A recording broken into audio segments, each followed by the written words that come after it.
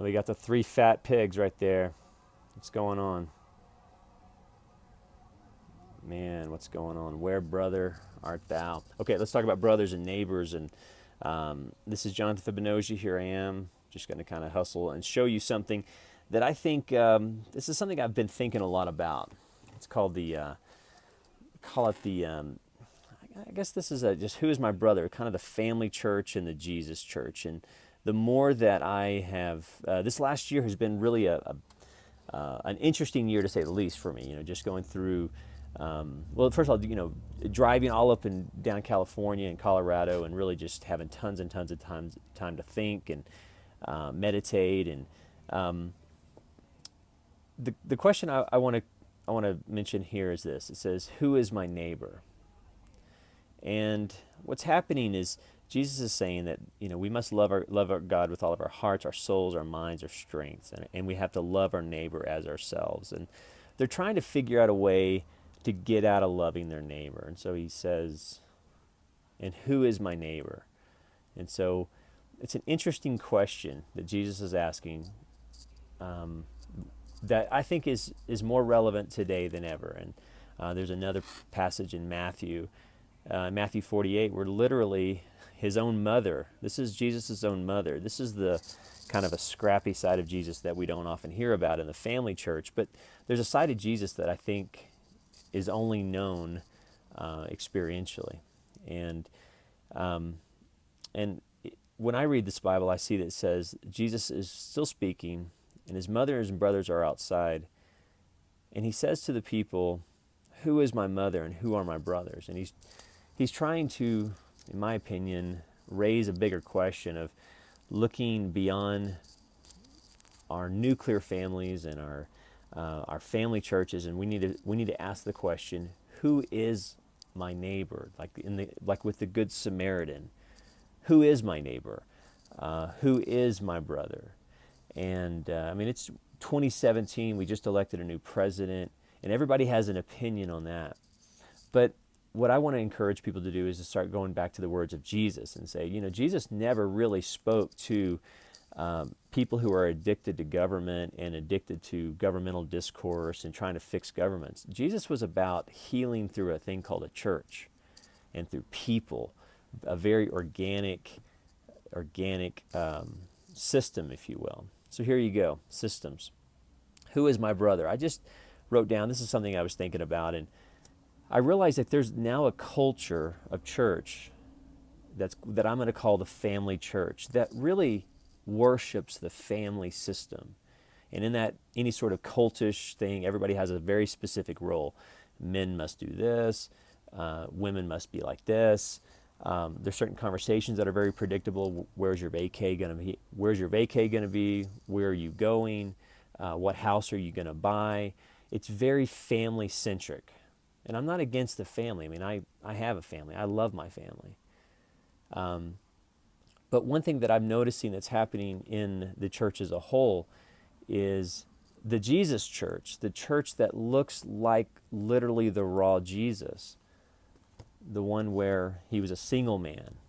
Some people think he was married. Most people think and then there's people who don't fit inside the 1950s Fox model, that live in suburbia, that drive their minivans and their Fords. There is a Christianity, and in my opinion, most of Christianity is outside the minivan and red Ford out in front. Now, is there anything wrong with that? No, there isn't. But when we're honest with the text and we're honest with the scriptures, Jesus, and again, this is probably the most cliched statement that I will say on this. So here we go. Let me go back. Who wants to cast the first stone? Well, I'm with you. Okay, I forgive and forget. Okay. Well, yeah, we're supposed to forgive, and then something here. Let's go. You want some music? Because I want to give you the biggest cliche in the world. And it's not even going to be a funny joke, but it's really funny. Vested in me, Johnny Fibinogi got a joke.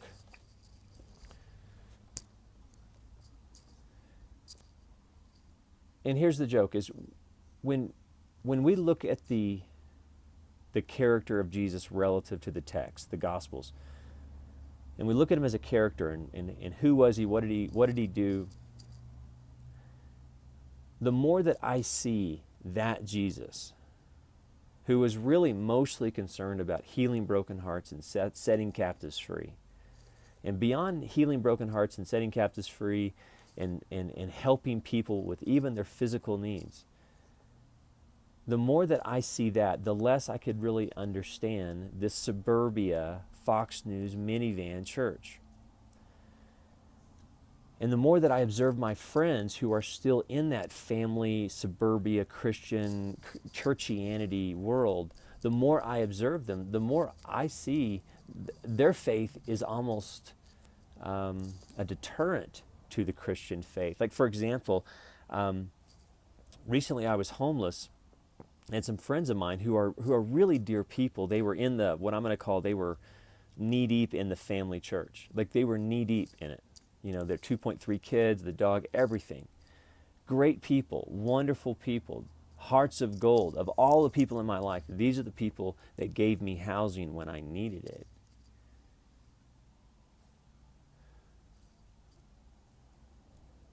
When I overheard a conversation where they were talking about going skiing, and the mother said, well, I've heard that the snow is cold. And that's a real conversation from a real overprotective mom that a lot of moms are. I mean, every mom loves their children. I know personally from #MRA that what mothers will do for their kids, they'll even be willing to kill their ex-husband if it gets them what they want. I mean, there is a side to women that's like that, and that's where a lot of my #MRA narrative comes out of, is if we really are honest with civil courts and what women are doing to ex-husbands, it's modern day enslavement, and it's not even legal, much less equal. And I noticed that when I would even broach that conversation of, wow, this is what's capable, and I'm a living example of homelessness coming out of a divorce, and then I divorced the right girl. Yeah, I divorced the right girl. And then I move on, and once I move on and finally meet somebody, that's when my ex-wife really, really, really decided to say, okay, well, we're going to get rid of this guy totally. And I see how the family church doesn't really help the people in that box. And the Jesus church really doesn't exist in any sort of organized way, which is both beautiful and sad, because the government is filling the Jesus church role, and that's where I think so many people are worshiping government. It's because at least the government is giving the dollar for a shelter. Where are the churches building homeless shelters? Where's the church helping people that aren't, well, minivans and in red Fords? All right, that's my thought. You tell me, who is your brother? What does this mean? Is the Good Samaritan conversation even relevant? You guys be good. Email me your thoughts, Americana417@gmail.com.